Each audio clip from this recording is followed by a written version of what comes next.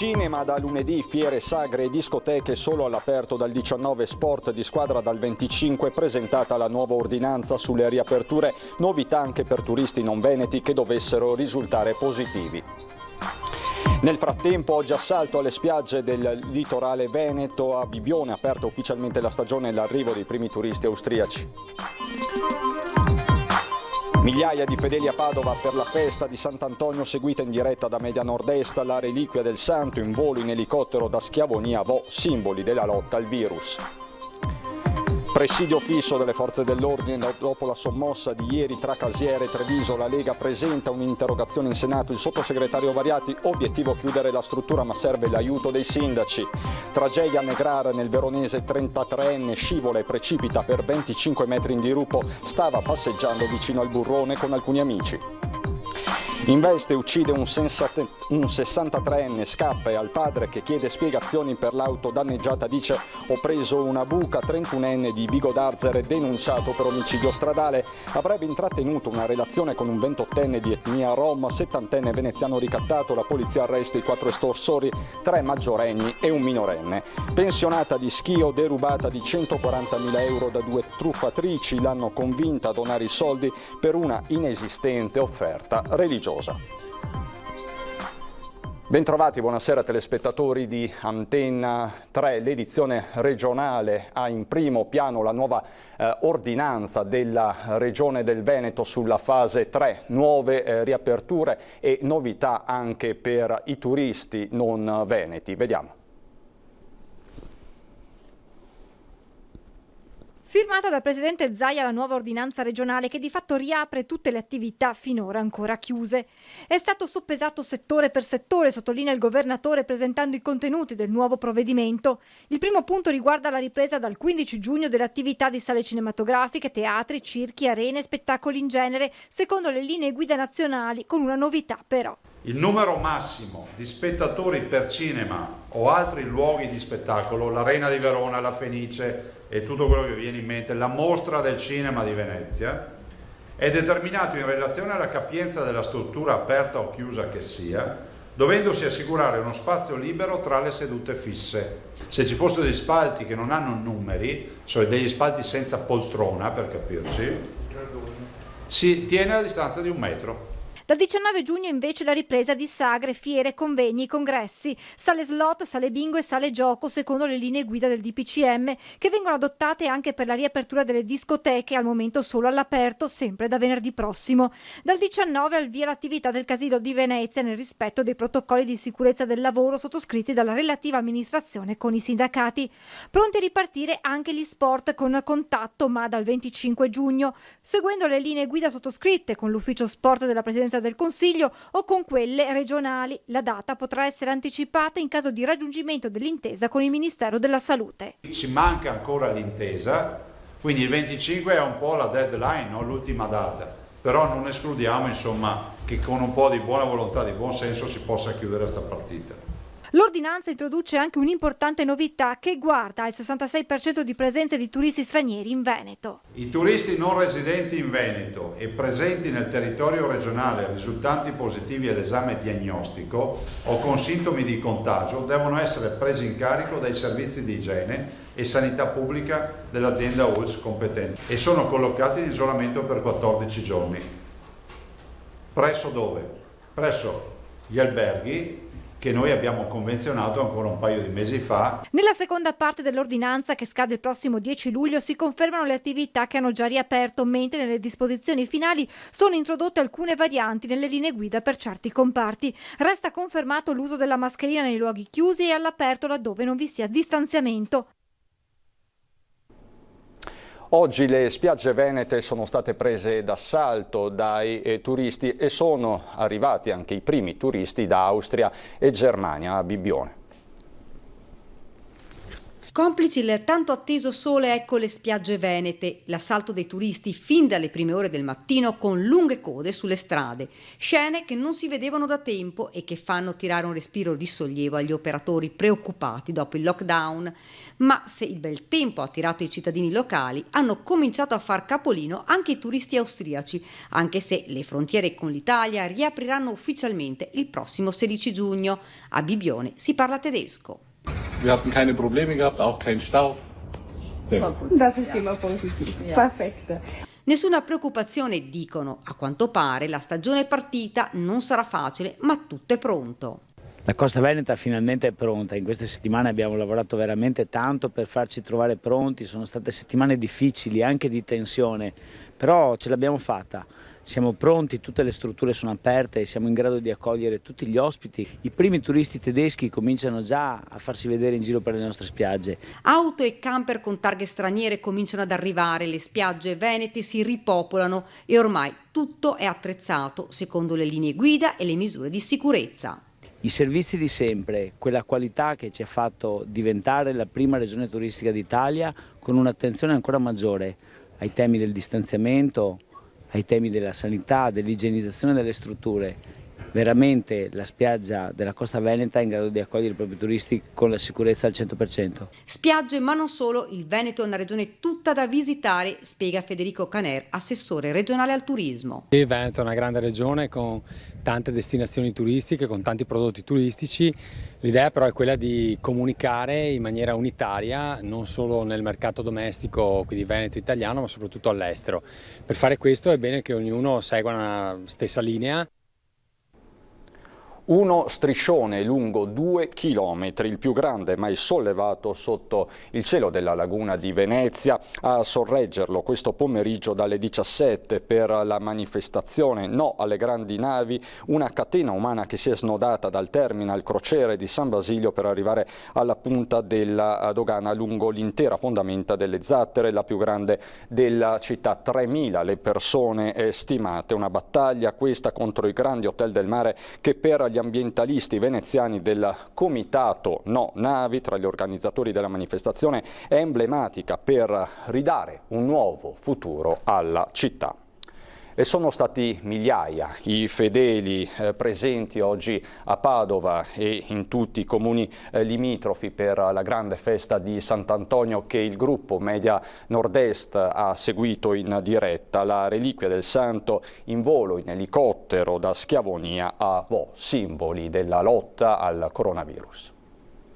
Allora, ecco il momento in cui riavvicinano la reliquia di Antonio, la vedete, dopo aver incontrato l'abbraccio di centinaia e centinaia di persone anche qui a Schiavonia, i due militari la stanno accompagnando. Il busto che custodisce le reliquie di Sant'Antonio lascia l'ospedale di Schiavonia, portato a braccia dai militari. Uno dei momenti forse più toccanti del viaggio in elicottero che ha reso possibile coinvolgere nei festeggiamenti del Santo di Padova, nel giorno a lui dedicato, i luoghi simbolo dell'epidemia. Quella stessa epidemia che ha impedito lo svolgimento della consueta affollata processione del 13 giugno. Dopo il decollo da Padova, l'elicottero atterra proprio lì dove l'emergenza era iniziata, all'ospedale di Schiavonia. È di sicuro un momento di un'emozione straordinaria. Questi mesi di difficoltà passati qui. Speriamo che sia finita. Questo ce lo auguriamo tutti, grazie per il lavoro che avete fatto anche. È un momento di benedizione per tutti, quindi viviamo questo con uno spirito religioso perché porti conforto e porti veramente serenità a tutti. Dico a Sant'Antonio grazie per essere sceso tra di noi, grazie per essersi fatto accanto alle nostre fragilità, alle nostre paure, alle nostre responsabilità, alla nostra speranza. Grazie per prenderti cura di noi. Scusate. L'inizio dei festeggiamenti al sorgere del sole con l'apertura del portone della basilica e l'afflusso lento e ordinato dei fedeli, molti in coda già da diverse ore. Tanti i devoti presenti sul sagrato nel rispetto di distanze e mascherine per partecipare alle numerose messe celebrate nell'arco della giornata e visitare la tomba del santo. Ma il clou è senza dubbio il viaggio in elicottero. Le reliquie di Antonio, accompagnate dal rettore della basilica Oliviero Svanera, dopo la tappa a Schiavonia riprendono il volo verso Merlara, dove del virus ha colpito soprattutto gli anziani. Vogliamo raggiungere questo luogo che è un po' l'immagine, il simbolo di tanti luoghi legati agli anziani, che sono quelli che hanno patito di più in questa pandemia. Questo è il municipio.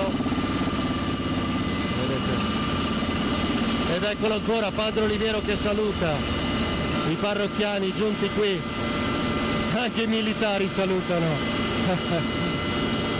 A Vo i fedeli salutano scrivendo con i propri corpi il nome del paese sul campo sportivo. E ancora la virata del colonnello Colucci per salutare Vo Euganeo. E poi il sorvolo del luogo dove Antonio trascorse gli ultimi giorni prima di morire, Campo San Piero. Anche qui i fedeli radunati ma distanziati salutano dal basso l'effigie del santo. Ricambia il saluto anche per tramite di Padre Oliviero Svanera. Infine rientro a Padova, sorvolando la città in una sorta di abbraccio dall'alto. Stiamo arrivando al santo. La benedizione per intercessione del santo scenda questa splendida e operosa città, nel nome del Padre, del Figlio e dello Spirito Santo.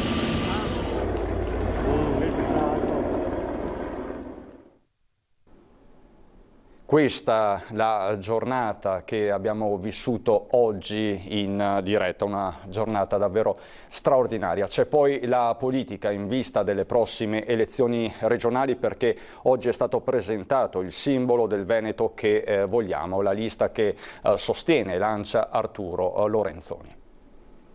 Verde, laguna e arancione, questi i colori scelti per il simbolo del Veneto che vogliamo, la lista del candidato presidente Arturo Lorenzoni in corsa per le regionali 2020, nome sul quale è confluita buona parte del centrosinistra. Una scelta che non è soltanto cromatica, arrivata dopo una consultazione online. Il logo ha due colori, il verde laguna che rappresenta l'ambiente e il territorio veneto che noi vogliamo tutelare, e l'arancione che rappresenta invece i movimenti civici che si sono messi insieme durante l'ultimo anno e il percorso di ascolto che abbiamo fatto con tutti i cittadini veneti nelle 7 province. E sulla natura civica del movimento si concentra lo stesso attuale vice sindaco di Padova. Ambiente, sostenibilità, innovazione solidale, le parole d'ordine di questo inizio di campagna elettorale. Un simbolo che vuole essere la sintesi di un percorso, che vuole raccontare questi mondi che si sono messi insieme per fare una proposta al Veneto, una proposta di innovazione, una proposta di una gestione della regione che sia più aperta verso il futuro, più aperta verso l'ambiente, più consapevole della forza di questa regione. Insomma, i toni al momento sono pacati. Del resto, l'altro concetto è quello dell'inclusività. Anche qui è il simbolo a marcarne il significato. È un simbolo, appunto, che vuole racchiudere questa esperienza, farne sintesi e lanciare la campagna elettorale verso le elezioni regionali.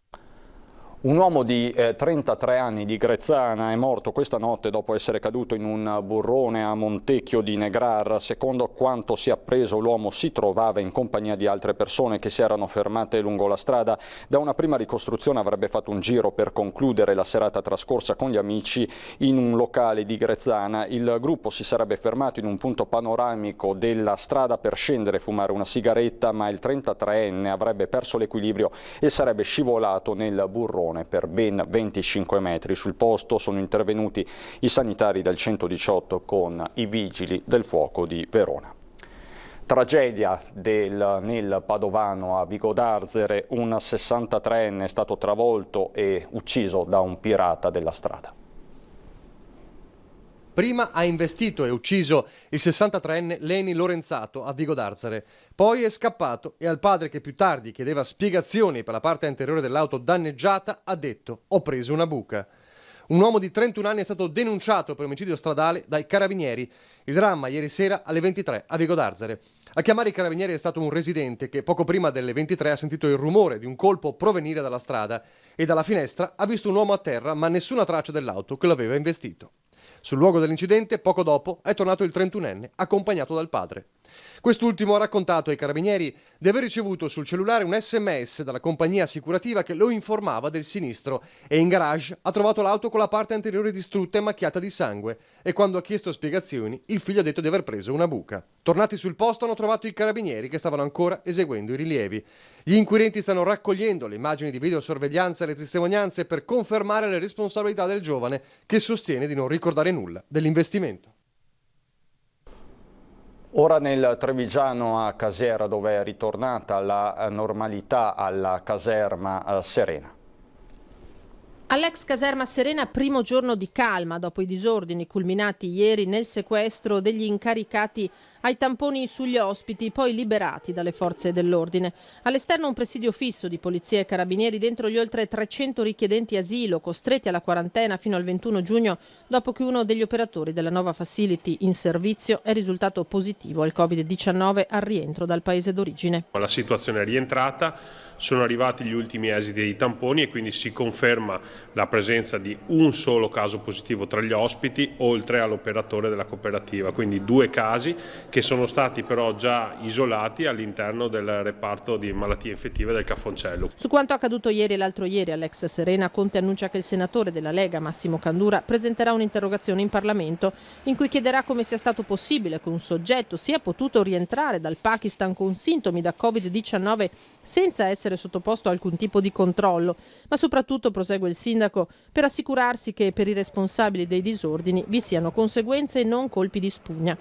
Conte invoca da Roma un importante segno di attenzione e volontà di gestire in modo serio il nodo immigrazione e lo spunto potrebbe venire proprio dai gravi fatti di Dosson, secondo il sindaco di Casiera Renzo Carraretto. Siamo arrivati veramente al momento di prendere delle decisioni e questo purtroppo dico non spetta a me perché sennò l'avrei già prese, spetta a chi di dovere. Ora di chiuderla non sarebbe stato da adesso.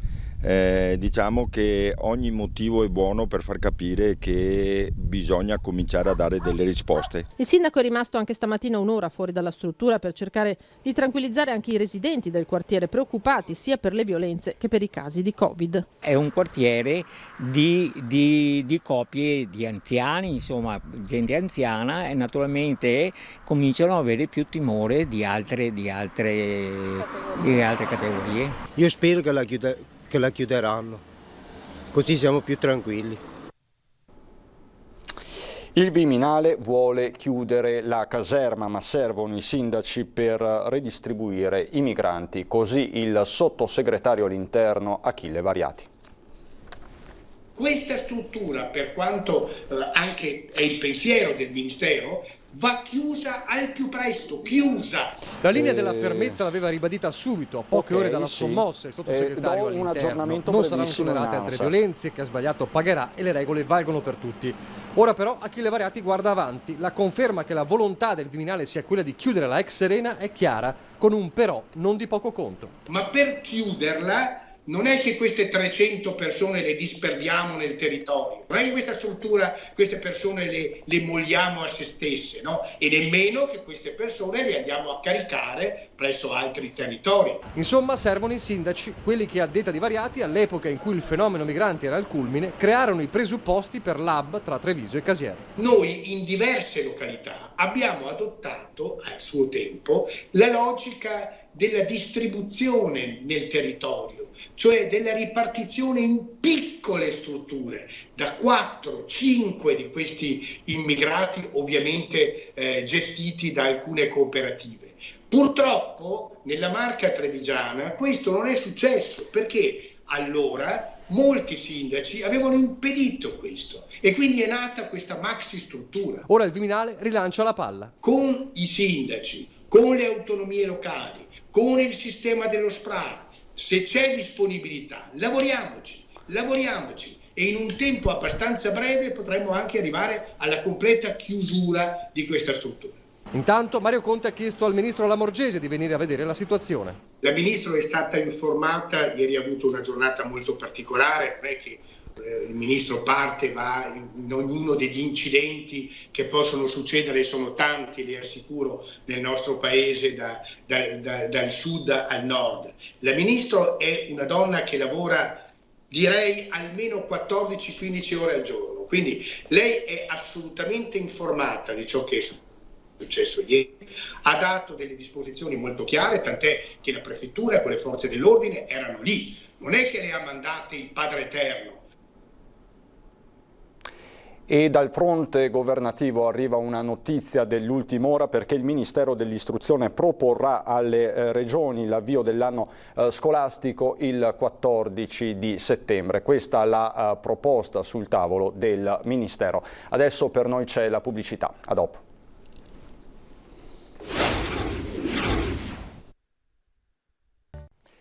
Di nuovo in studio per un'ampia pagina di cronaca. Avrebbe intrattenuto una relazione con un 28enne di etnia rom e per questo un 70enne è stato ricattato. La squadra mobile arresta i 4 estorsori, si tratta di 3 maggiorenni e un minorenne. Succede nel veneziano.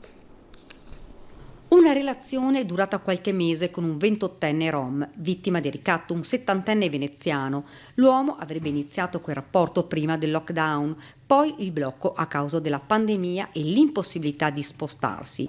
I due per quel periodo non si vedono più fino a quando si torna a poter uscire. A quel punto, alla porta del 70enne si presenta il ragazzo assieme a parte della sua famiglia. Scatta così il ricatto. Se non vuoi che raccontiamo tutto alla tua famiglia, devi darci 30.000 euro. Sarebbe questa la motivazione dell'estorsione, anche se le indagini da parte degli uomini della squadra mobile sono ancora in corso. A quel punto al 70enne non rimane che andare in questura e raccontare la vicenda. Immediate le indagini. La vittima fissa un appuntamento con i suoi estorsori per consegnare la prima parte del denaro pattuito, ovvero 3.500 euro. Ma all'appuntamento non è solo. Poco distante dal luogo della consegna si appostano i poliziotti che riescono a documentare il passaggio dei soldi attraverso il sistema di videoripresa. Per i 4 scatta così l'arresto. Si tratta di 3 maggiorenni, il 28enne, un 50enne ed un 40enne, che su disposizione dell'autorità giudiziaria vengono portati nel carcere di Venezia, ed un minorenne di 16 anni accompagnato presso il centro di prima accoglienza a Treviso. Ora la questura sta cercando di fare luce sull'intera vicenda e le indagini sono tutt'altro che concluse.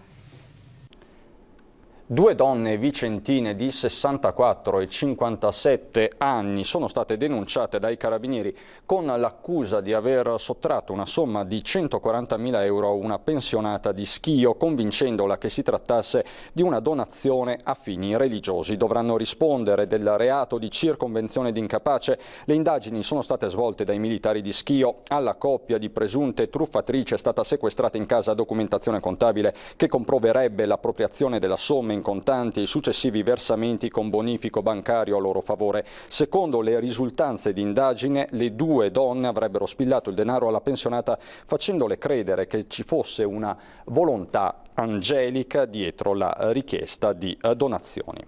E finiamo in musica con le 4 esibizioni del soprano Francesca Gatto e del tenore Fabio Sartori all'esterno delle case di riposo dell'Isra. Un abbraccio agli anziani ma anche agli operatori che sono riusciti a salvaguardare gli ospiti nell'era Covid. Tutti qua, dai!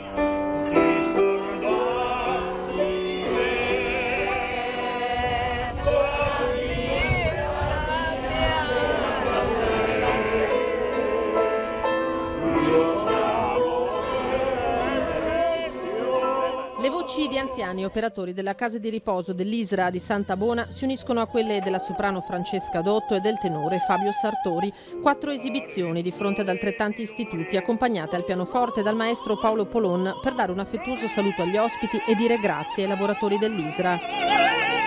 Perché se non abbiamo avuto nessun caso di Covid-19 lo dobbiamo a loro, al loro senso di responsabilità anche al di fuori delle strutture. L'aurora di bianco vestita, già l'uscio dischiude al gran sole. La voglia era quella di dare un segno, soprattutto dopo mesi di chiusura, isolamento, solitudine, dare un segno proprio agli anziani, che è una cosa che mi pare che in Italia non abbia fatto nessuno, e quindi noi a Treviso siamo i primi che stiamo facendo un'iniziativa così bella, semplice, ma soprattutto di qualità.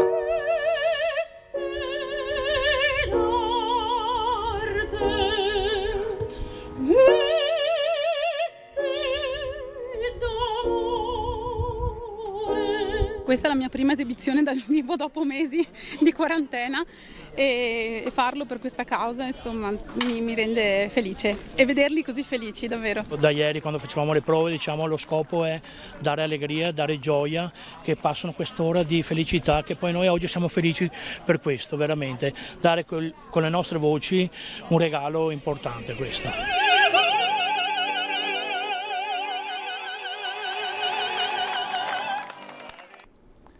È davvero tutto per questa edizione regionale, vi lascio alle previsioni del tempo, grazie per l'attenzione e buon proseguimento.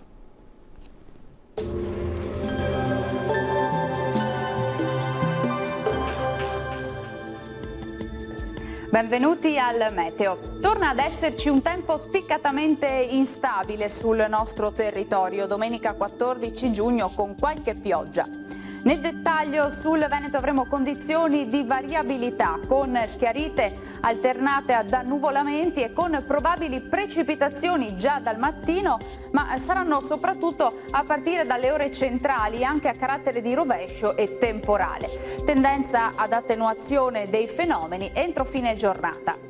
Temperature minime tra 14 e 18 gradi, massime comprese invece tra i 23 e i 25 gradi. Ci spostiamo ora sul Friuli Venezia Giulia, anche qui infatti avremo rovesci e temporali piuttosto diffusi un po' per tutto l'arco della giornata e attenzione perché localmente saranno anche forti. Temperature minime fino a 19 gradi, massime tra i 23 e i 25 gradi. Uno sguardo infine alla situazione del Trentino Alto Adige, cielo molto nuvoloso con fenomeni temporaleschi diffusi anche qui dappertutto, anche di moderata intensità. Temperature minime sui 17 gradi, massime invece fino a 26 gradi. Dal Meteo per ora è tutto, vi auguro un buon proseguimento in compagnia di Antenna 3. Arrivederci.